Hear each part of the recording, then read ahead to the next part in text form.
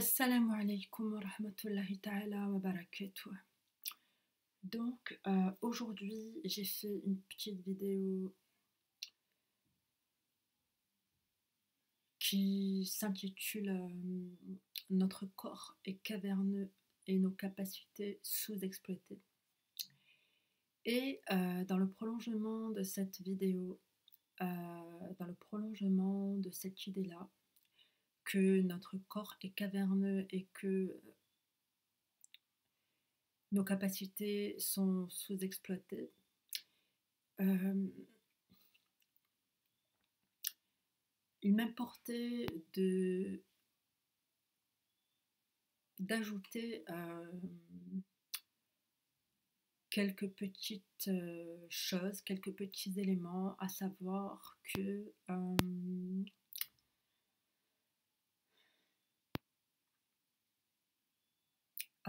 selon moi,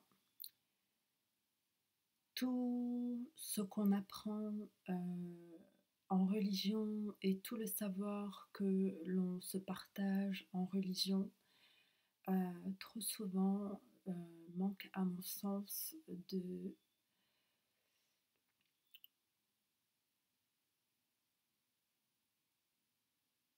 grande partie de l'essentiel,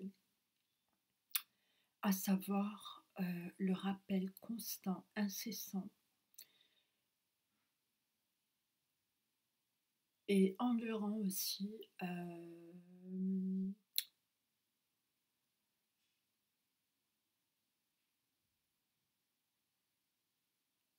le rappel constant, endurant, insistant concernant le fait que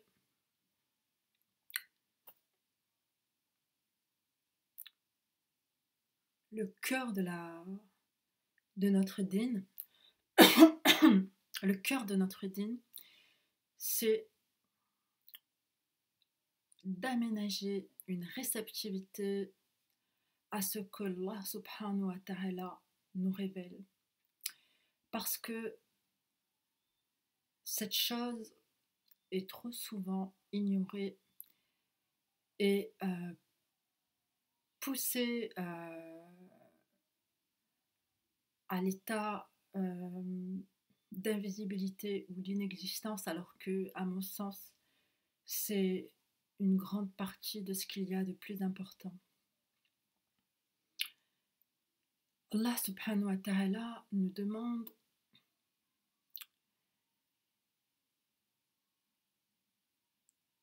d'aménager nos vies de son adoration. Allah subhanahu wa ta'ala nous demande d'aménager nos corps, nos cœurs et nos esprits de ce qu'il nous donne. Allah subhanahu wa ta'ala nous demande donc d'organiser notre intériorité, d'organiser notre sensorialité qu'il nous donne en fonction de sa loi, en fonction de sa religion. Et il faut savoir que Allah subhanahu wa ta'ala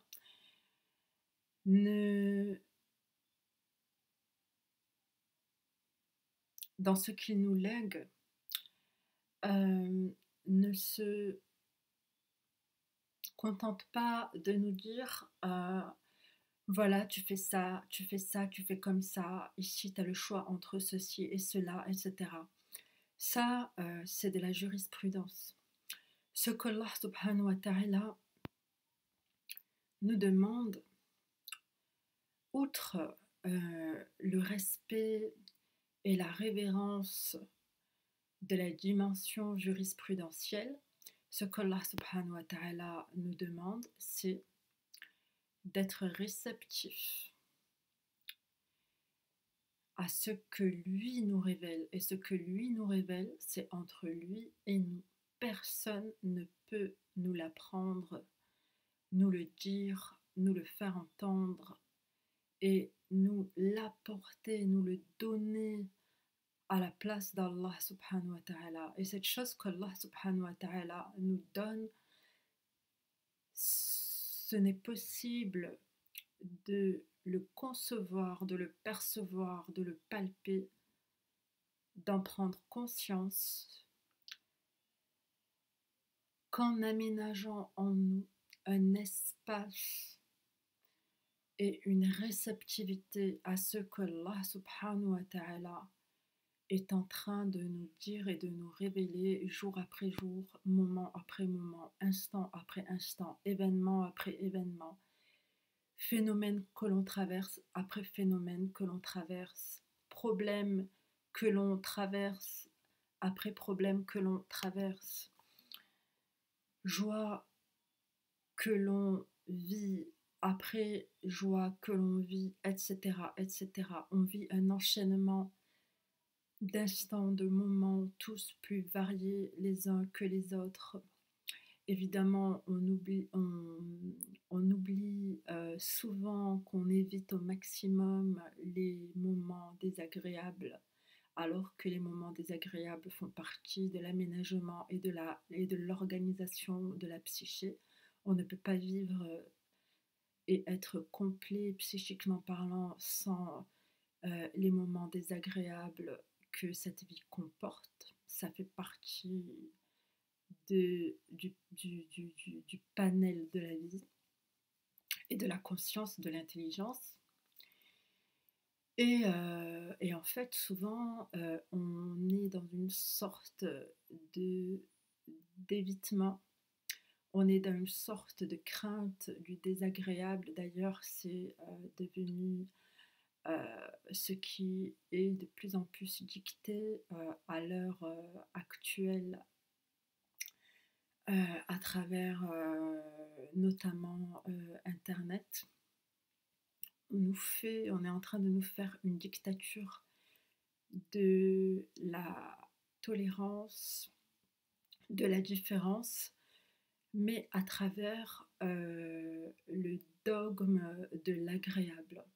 C'est-à-dire qu'on est en train de permettre de tout faire à partir du moment où, au niveau des individualités, c'est quelque chose d'agréable. Et en dehors de ce culte de l'agréable, on est en train d'interdire toute forme de transcendance des idées qui pourraient porter à se regrouper autour d'une autre valeur que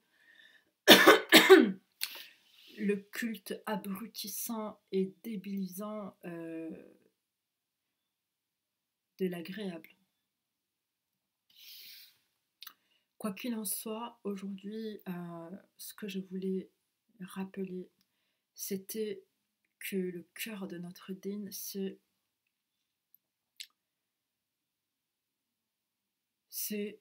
ça consiste à se vider, à écouter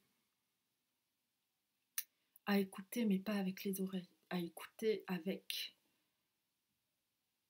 avec les antennes de notre esprit. Parce que d'une certaine manière, en nous, on a des antennes paraboliques. On a une forme d'antenne parabolique, subhanallah. Et c'est avec ça qu'on écoute la parole d'Allah. Et ces antennes paraboliques, quand on cherche Allah, on les ressent en nous et on sent qu'elles se tournent et qu'elles cherchent. On sent qu'elles se tournent et qu'elles cherchent et qu'elles patientent tant qu'elles n'ont pas trouvé. Et on sait pertinemment que à l'intérieur de nous, on a cette écoute qui se tourne dans tous les sens. D'ailleurs, Allah subhanahu wa ta'ala, dans un passage du Coran, parle de Rasulullah sallallahu alayhi wa sallam qui cherche la Qibla. Et après ça, il lui révèle la direction de la Qibla. Subhanallah. Donc nous, désormais, on connaît la direction de la Qibla. Mais Allah subhanahu wa ta'ala nous continue de nous révéler et de nous animer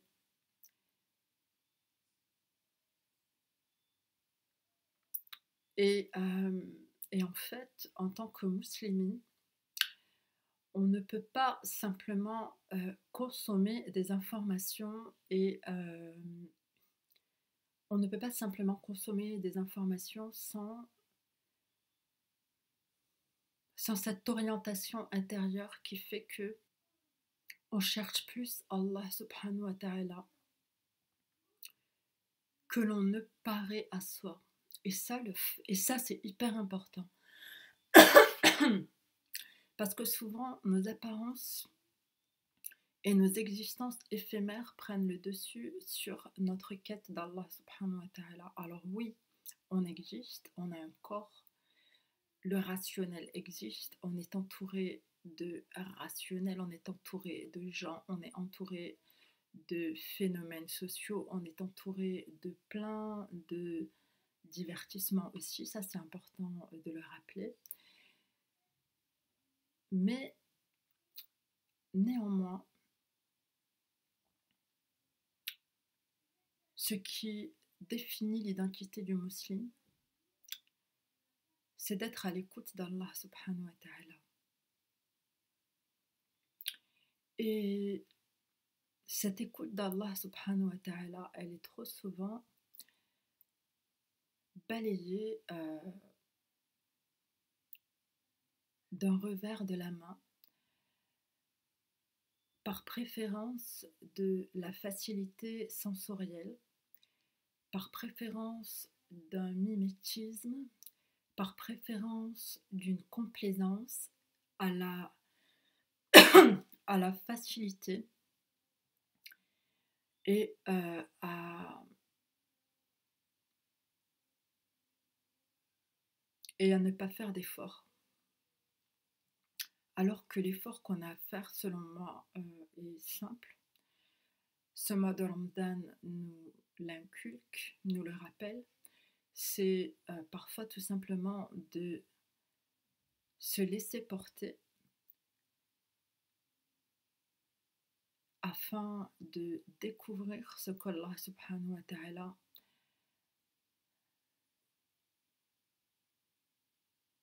nous apporte. Parce que quand Allah subhanahu wa ta'ala nous apporte des choses, il faut qu'on soit ouvert à lui. Mais quand on est fermé sur nos égos, on ne peut pas être ouvert pour Allah subhanahu wa ta'ala. Et en fait, quand on est des musulmans, si on est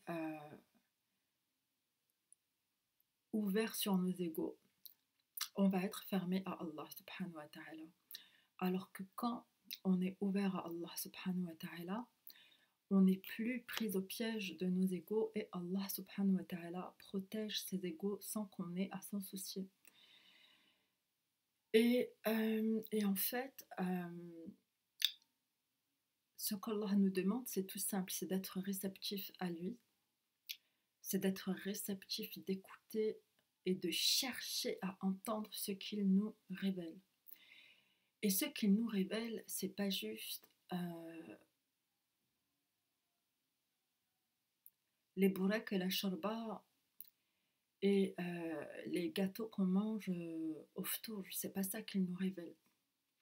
Ce qu'il nous révèle, c'est bien plus fin, c'est bien plus satisfaisant au niveau de l'alimentation du cœur, c'est bien plus satisfaisant au niveau de la sérénité vis-à-vis de notre devenir, c'est bien plus apaisant et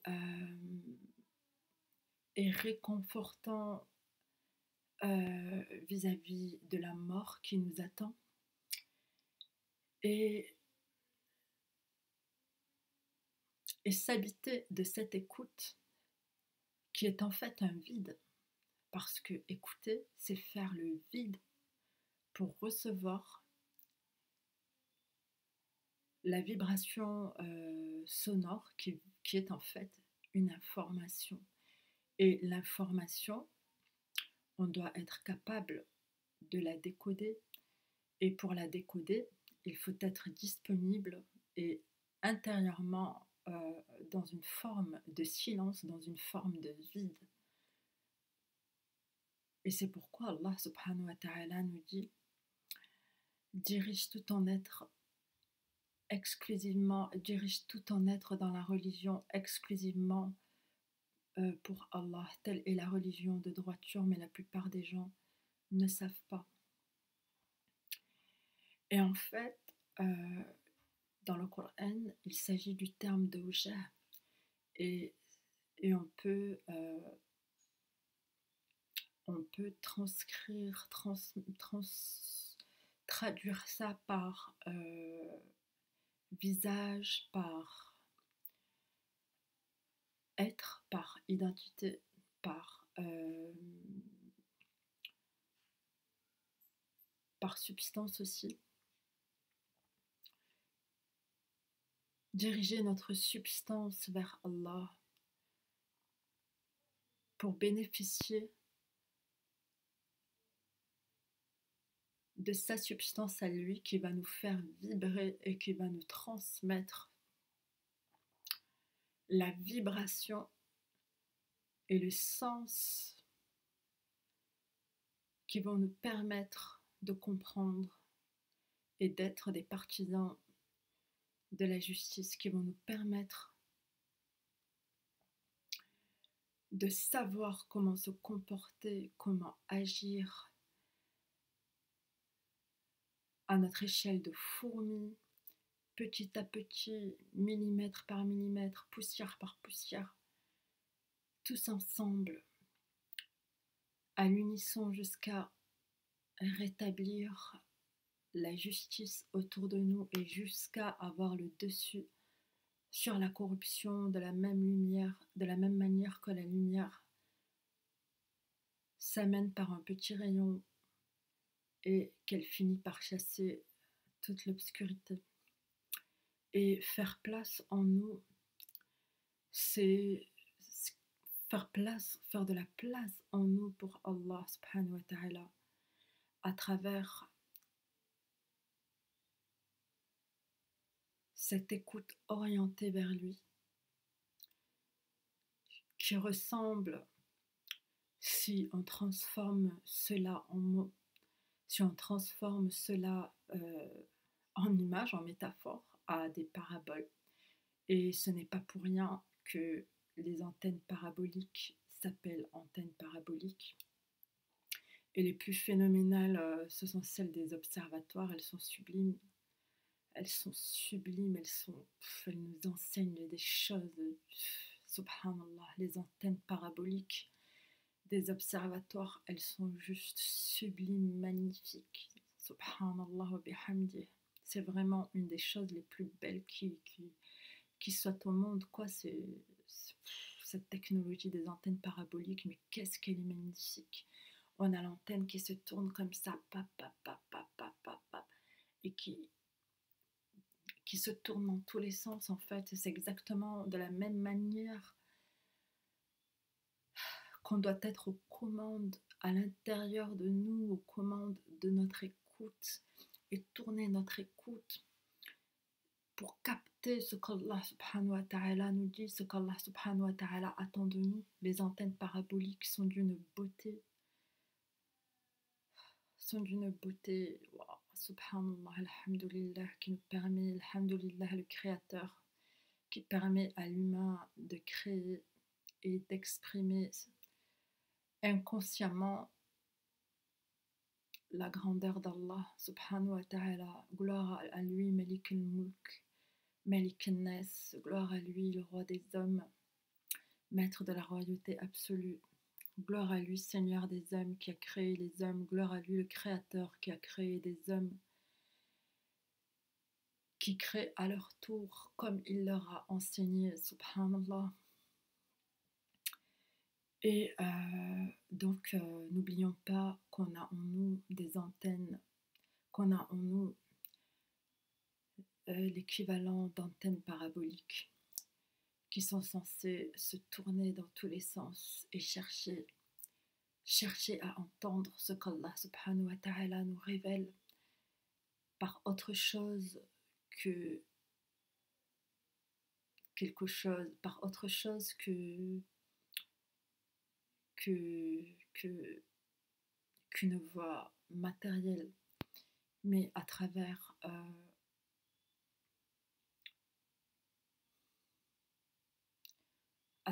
une disposition que l'on a à renier notre ego pour embrasser Allah subhanahu wa ta'ala. Et voilà, je pense que je vais vous laisser sur ces mots. Qu'Allah subhanahu wa ta'ala nous aime, qu'Allah subhanahu wa ta'ala nous guide, qu'Allah subhanahu wa ta'ala nous purifie, qu'Allah subhanahu wa ta'ala nous enseigne qu'après la difficulté vient la facilité et que la difficulté sera supportable par son secours évidemment. Car Allah subhanahu wa ta'ala est toujours là. Il est toujours là pour nous. Et il est parfaitement clairvoyant, bienveillant et surveillant aussi. Allah subhanahu wa ta'ala est toujours là pour nous, alhamdulillah. Et ce qu'il nous demande, c'est simple en fait, c'est de le préférer à l'ego, de le préférer et de l'adorer lui et pas nous-mêmes, de l'adorer lui et pas des choses éphémères qui se présentent à nous pour aussitôt disparaître dans l'obscurité. Ce qu'Allah subhanahu wa ta'ala nous demande est d'une simplicité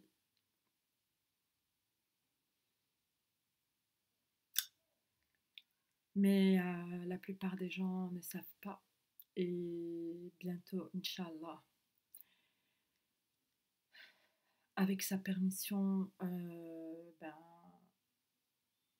on sera, Inch'Allah ta'ala, au paradis et qu'Allah nous préserve du châtiment du feu. Qu'Allah nous accorde la victoire sur les groupements corrupteurs et qu'Allah nous compte parmi les justes et parmi ceux qui se réforment et qui ne perpétuent pas de corruption. Allahumma amin. Assalamu alaikum wa rahmatullahi ta'ala wa barakatuh. Wa salam wa salat ala rasulillah. Donc aujourd'hui, on est au jour 16. Ouais.